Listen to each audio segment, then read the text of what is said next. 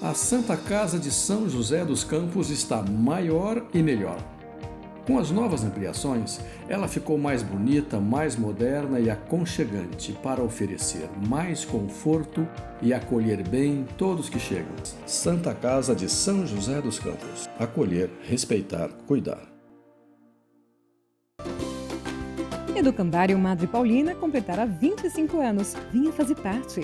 Oferecemos berçário, educação infantil e fundamental do 1º ao 9º ano, programa bilíngue inglês-espanhol e informática com tablet, período integral, natação infantil até o 3º ano. O professor Álvaro Ortiz, 65, Jardim Santa Cruz, Taubaté. Para você, oferecimentos Lumafra Mega Hair.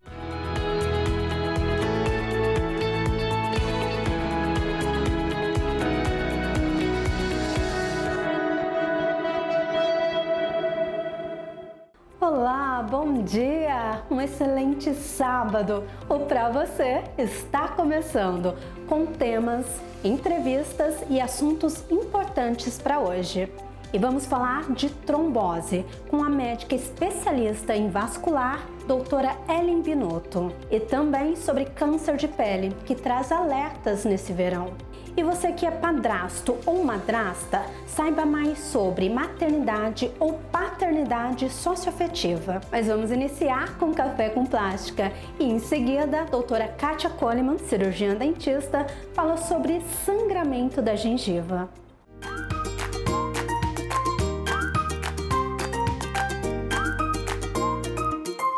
Olá, muito bom dia! Estamos aqui em mais um Café com Plástica. Eu, Mariana Fraves, e o Dr. João Fraves, meu marido. Vamos lá. Vamos contar um pouco mais de bastidores, mas não é nem tão bastidor assim.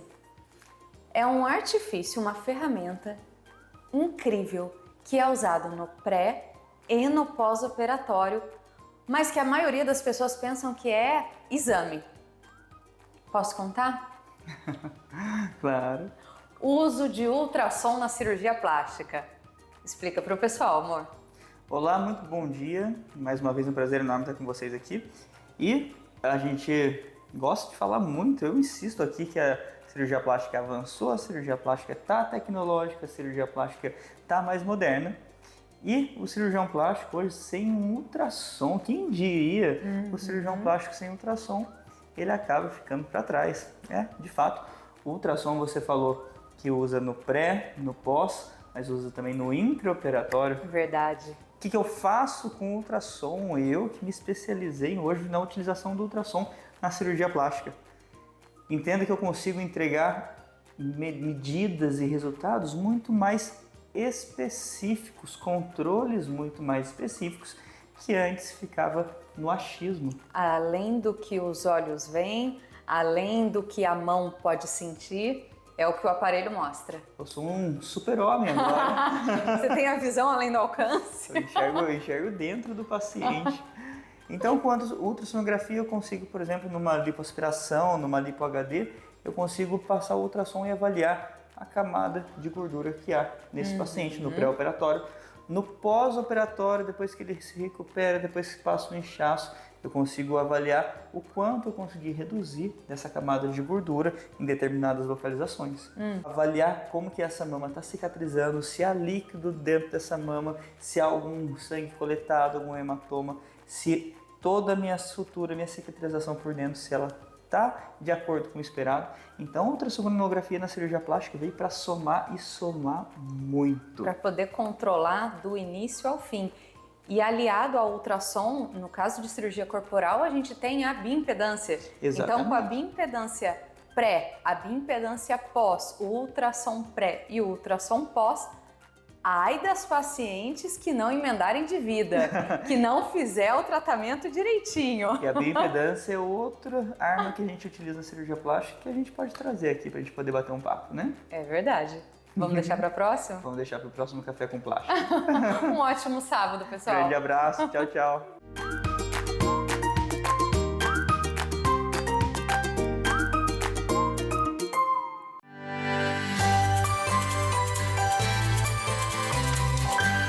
Olá, hoje eu vim falar para vocês se é normal a gengiva da gente sangrar quando a gente escova ou passa fio. E a resposta é que não é normal. Se tem um sangramento é porque tem uma inflamação ali associada. E o que acaba acontecendo na maioria das vezes, quando sangra que a pessoa passou o fio dental, a pessoa passa a evitar de passar o fio. O que eu sempre falo para as pessoas, se a gente vai para a praia, faz um corte no pé, machuca e sangra, na mesma hora a gente vai limpar e evitar de ficar pisando na areia ou vai continuar pisando no chão sujo? A gente geralmente faz um curativo e evita encostar. Na nossa boca a gente tem muita bactéria e não tem como a gente eliminá-las, nem tomando antibiótico a gente consegue eliminar. Então, se a gente tem um sangramento gengival, é importante a gente curar ele o quanto antes. E a gente vai curar através de limpeza, de higienização. Se você insistiu no fio dental, insistiu na escova de dente, passou 2 dias, 48 horas e esse sangramento não parou, está na hora de procurar um profissional. O profissional fazendo a limpeza vai conseguir eliminar, zerar aí o seu problema gengival para que esse problema seja resolvido de uma forma eficaz.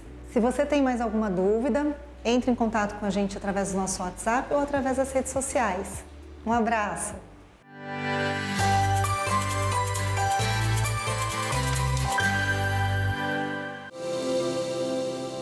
E agora é hora de receita. Lu Nunes, nossa consultora de imagem e estilo, traz hoje o Receitinha no Varal.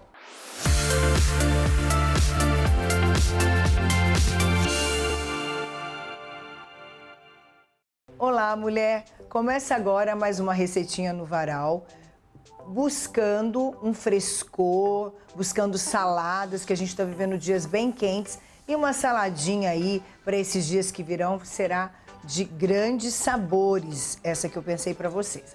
Hoje nós vamos fazer uma salada que vai ter rúcula, pera, só, gente. E eu tentei dar uma inovada aqui, coloquei um gorgonzola. Você pode colocar um queijo mineiro, você pode colocar uma mussarela de búfala, você pode colocar o queijo da sua preferência. Eu gosto com o gorgonzola porque ele tem um sabor um pouco mais picante e forte. Eu acho que para essa salada, que vai ter o agridoce da pera, eu acho que é bacana também você ter esse queijo mais forte, né? Mas aí vai da sua preferência. Então vamos lá? O bacana, gente, é você não pegar aquela pera muito mole. Ela tem que ter uma crocância, então opte pela pera um pouquinho mais dura como essa aqui. E para essa receita, gente, nós vamos usar 2 peras médias, que eu acho que é o suficiente para dar o sabor da rúcula, que já é um pouco amarga. E a gente vai fazer um pouco de agridoce para dar um sabor diferente para essa nossa salada, que rúcula todo mundo gosta, todo mundo faz, mas com essa pera não, você vai ficar surpresa, porque o sabor realmente fica incrível. Agora nós vamos começar a fazer a pera. Então, o que nós vamos levar? 1 colher bem farta de manteiga. Não usem a margarina porque ela muda o sabor da sua comida. Eu acho que a manteiga é o ideal. E agora a gente vai colocar aqui a pera para dar um sabor diferente nela. Ela dá como se fosse uma fritadinha mesmo. E vamos colocar o mel, que é 20 ml de mel. Gente, essa receita agora para esses dias que virão aí, família em casa, feriado, é muito gostosa e saborosa. O ponto aqui, ela tem que ficar al dente e ela não pode derreter. Nós vamos colocar aqui 20 ml de mel, que é o suficiente para essas 2 peras. Aí você vai, se você tá com uma família grande, você vai adaptar a receita aumentando as quantidades.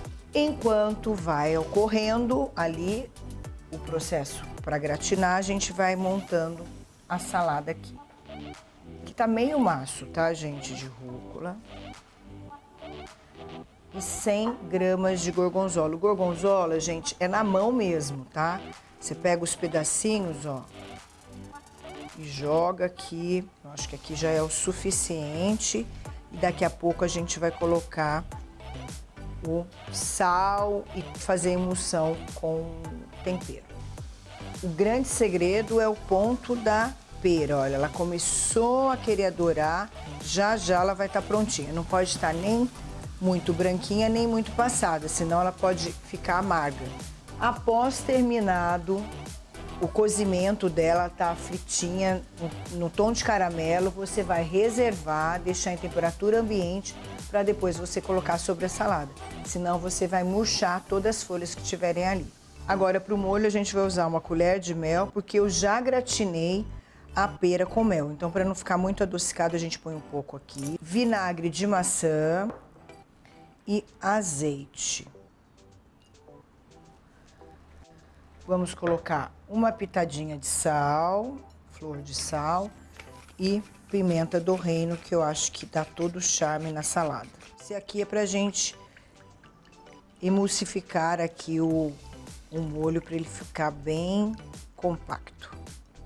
E agora a gente vai jogar, a pera sobre essa salada deliciosa. Você vem despejando, ó,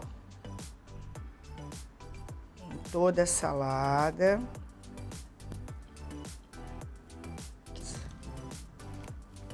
Você pode colocar aqui também castanhas, noz pecan, noz moscada, um pouquinho para quem gosta. Agora vamos experimentar. Mas para finalizar, vamos colocar umas fatias de pera bem cruas por cima, para você dar aquela crocância na hora de você comer. Eu acho que o bacana da culinária é ter sabores diferentes e crocâncias também diferentes. Então vamos lá? Vamos experimentar. O que eu gosto de fazer? Eu gosto de pegar um pouquinho de cada coisa, para você realmente sentir o sabor. Ó, pera, rúcula, gorgonzola.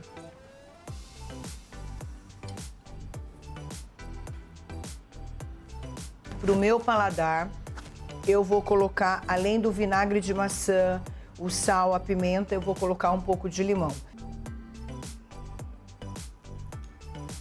Vamos lá experimentar. Com limãozinho e o gorgonzola e a pera no mel, acho que vai ficar bem bom. Com limão, essa receitinha vai para o varal. Mas se você não gosta de acidez, você deixa sem o limão, que também ficou um agridoce perfeito.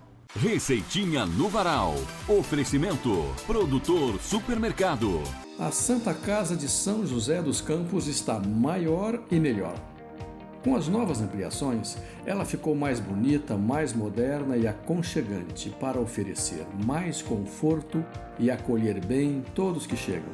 E tudo isso para você ter o melhor hospital da região, com acolhimento e o carinho que já são nossas qualidades mais conhecidas. Santa Casa de São José dos Campos. Acolher, respeitar, cuidar.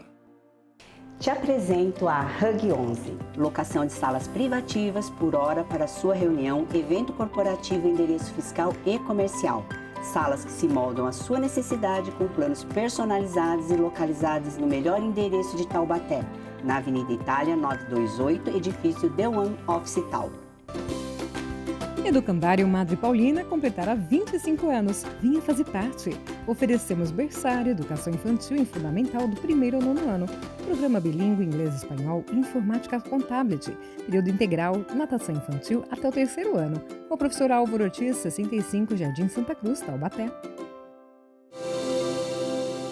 De volta!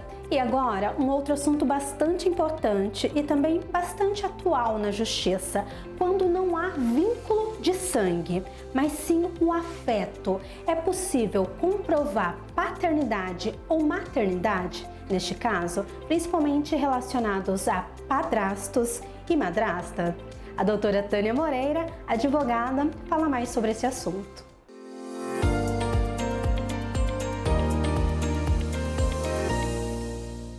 Eu sou Tânia Moreira, sou advogada, sou empresária e aqui no meu quadro Tenho Direito Doutora, você ficará por dentro de todos os seus direitos, sempre em caráter informativo, não é consulta jurídica. E o tema de hoje é paternidade ou maternidade socioafetivo. Já ouviu falar sobre isso? É super bacana, é um assunto moderno, novo, né? E é um assunto que tem muita gente pleiteando isso judicialmente. O que é esse direito? É quando o pai ou a mãe, que não são pais biológicos, que são o padrasto e a madrasta, eles pedem o reconhecimento dessa paternidade, dessa maternidade judicialmente. Mas por que ele faria isso? Porque, na verdade, quando ocorre isso, é porque essa criança, ou de repente esse adolescente, eu brinco, né? Eu falo que ele adota. Não é como uma mãe ou um pai que vai lá e adota uma criança. É a criança que escolhe. Ela olha para aquele padrasto ou para aquela madrasta e diz assim: eles não são os tios, eles são meus pais. Eles reconhecem no fundo do coração deles que aquela pessoa eles amam muito como pai ou como mãe. E daí, qual a importância em relação a isso, a fazer isso documentalmente? É porque quando você faz isso e você permite, o juiz vai verificar que essa criança, esse adolescente, essa mãe, esse pai, eles têm mesmo um vínculo. Não basta só falar assim, porque eu gosto muito dele. É uma relação de mãe e filho, é uma relação de pai e filho. Pai e mãe não é aquele que só dá carinho, não é verdade? Então ele vai dar bronca, ele vai xingar quando necessário. Tudo isso faz parte da maternidade ou da paternidade socioafetiva. E daí, quando o juiz verifica que tem isso, através de um estudo chamado estudo psicossocial, escuta a criança, escuta o pai, escuta a mãe, escuta essa madrasta, esse padrasto, né, que está querendo esse reconhecimento, e ficar verificado, essa criança tem direito a ter o registro na identidade como 2 pais e uma mãe, ou 2 mães e um pai. E isso muda tudo, porque além dessa relação ser eterna, não importa que aquele casal vai se separar, aquela madrasta nunca mais vai ser só a madrasta, agora ela também é mãe, e essa criança poderá ter 2 mães e um papai. Tá? Espero que vocês tenham gostado. Se gostarem, agora às 9h30 da manhã tem mais sobre esse assunto, mais sobre esses direitos no meu canal do YouTube. Um beijo, tchau, tchau!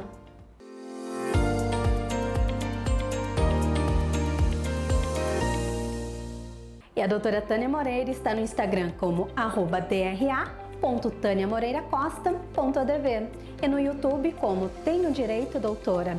E agora a nossa médica dermatologista, a doutora Natália Pazin, fala sobre câncer de pele, um assunto também que merece bastante importância.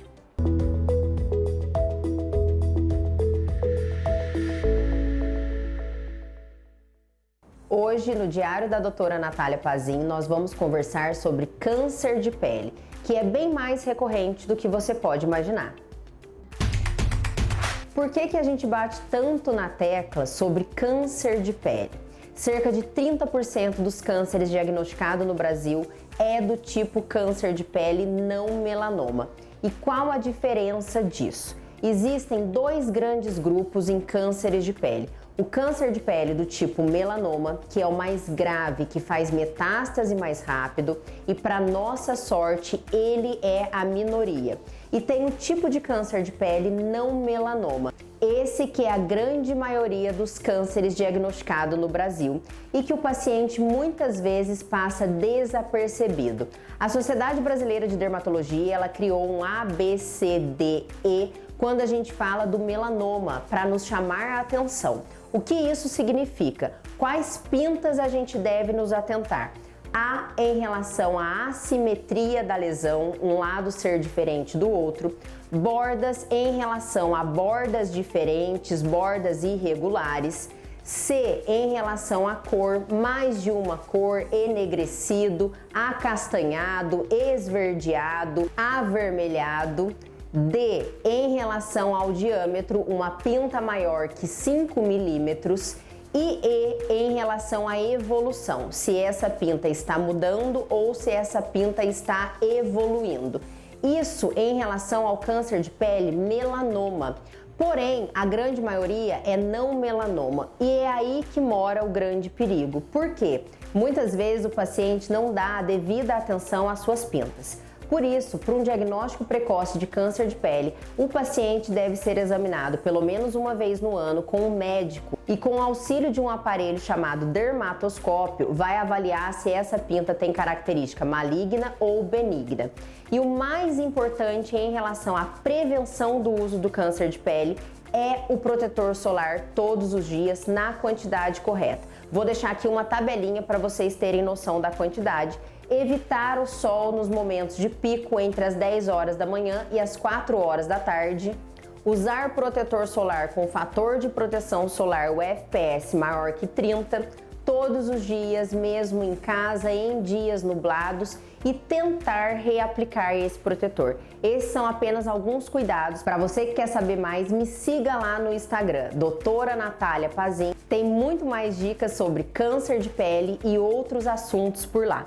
Eu espero você e quero mais dicas para o próximo sábado.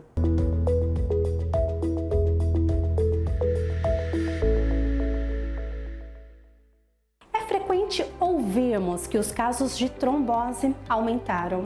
Com isso também a preocupação se aumenta. Hoje o Pra Você convida a médica especialista em vascular, doutora Ellen Binotto.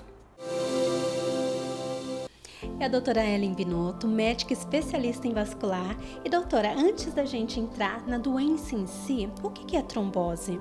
A trombose, Stephanie, é uma doença muito comum no Brasil e no mundo. E é a formação de um coágulo de sangue no interior da veia. E com isso ela vai obstruir parcialmente ou totalmente o fluxo sanguíneo. E tem alguns fatores de risco que fazem ocorrer essa formação de coágulo dentro da veia. Ela afeta mais os membros inferiores? Isso, exatamente. A trombose ela pode acometer qualquer vaso do corpo, do abdômen, dos braços, mas a maioria ocorre nas pernas e nos membros inferiores mesmo. Doutora, e quais são os sintomas e os fatores de risco? Existem alguns fatores de risco que levam à trombose. Um deles é a imobilidade, aqueles pacientes que estão acamados ou que fizeram alguma cirurgia recente, como uma cirurgia ortopédica, que estão com gesso no membro. Viagens longas, que você fica muito período parada em uma mesma posição.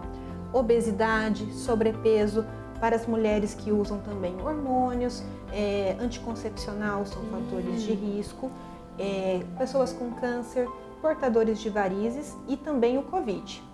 Desde que surgiu o Covid, aumentou muito o número de casos de trombose também. Sobre o Covid também é uma pergunta bastante frequente. Tem relação?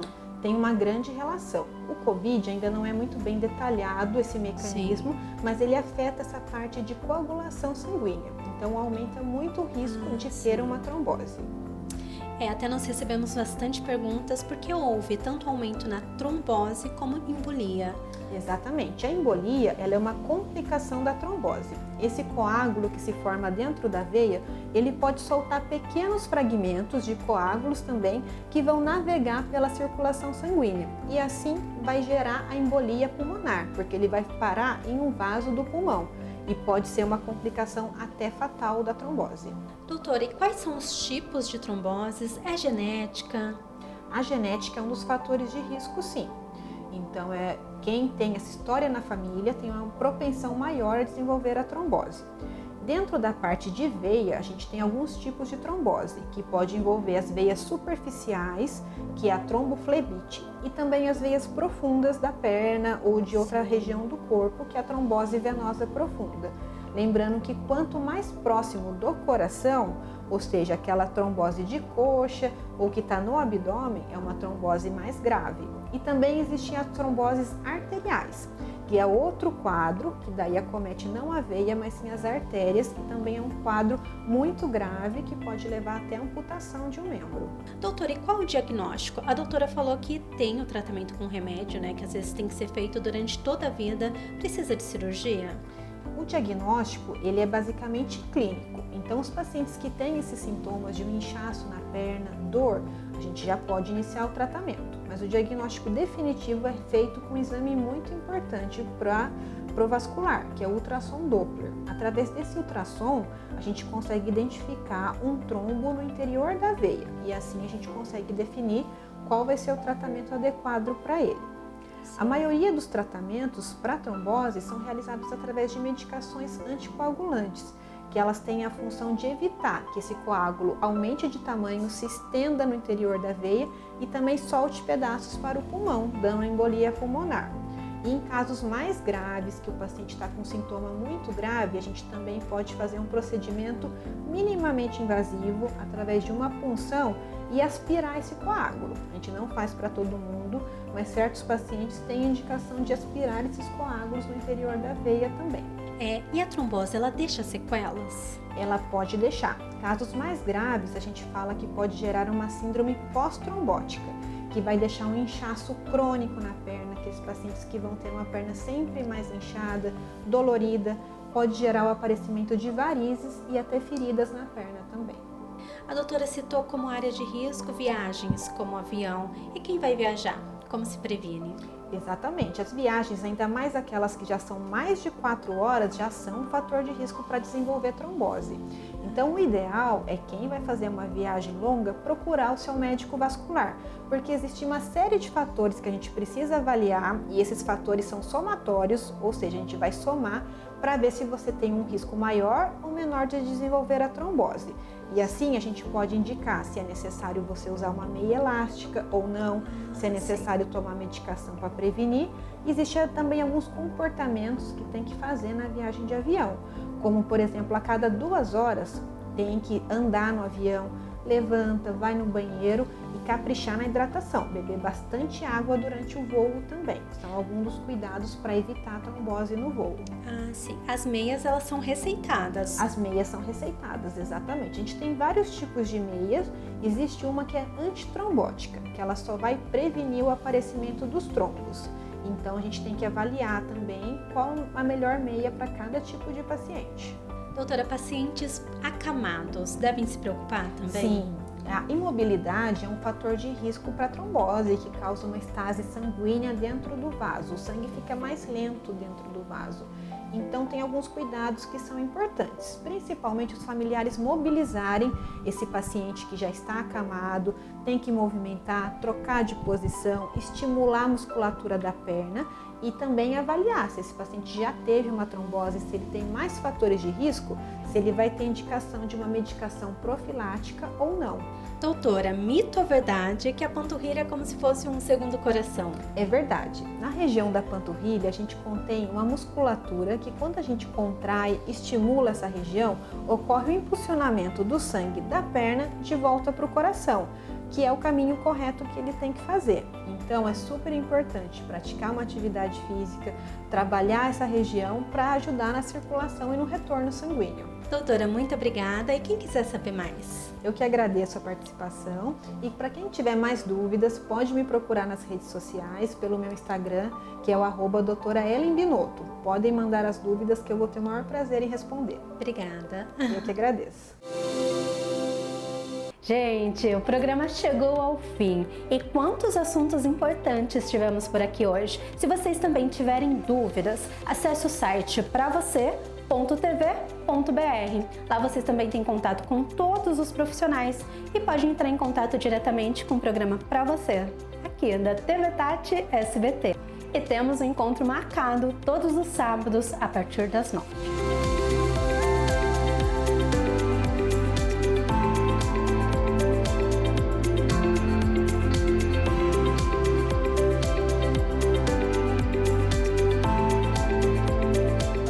A Santa Casa de São José dos Campos está maior e melhor. Com as novas ampliações, ela ficou mais bonita, mais moderna e aconchegante para oferecer mais conforto e acolher bem todos que chegam. E tudo isso para você ter o melhor hospital da região, com acolhimento e o carinho que já são nossas qualidades mais conhecidas. Santa Casa de São José dos Campos. Acolher, respeitar, cuidar. Te apresento a Hug 11, locação de salas privativas por hora para sua reunião, evento corporativo, endereço fiscal e comercial. Salas que se moldam à sua necessidade com planos personalizados e localizados no melhor endereço de Taubaté, na Avenida Itália 928, edifício The One Office Tal. Educandário Madre Paulina completará 25 anos. Vinha fazer parte. Oferecemos berçário, educação infantil e fundamental do 1º ao 9º ano. Programa bilíngue inglês, espanhol, informática com tablet. Período integral, natação infantil até o 3º ano. O professor Álvaro Ortiz, 65, Jardim Santa Cruz, Taubaté.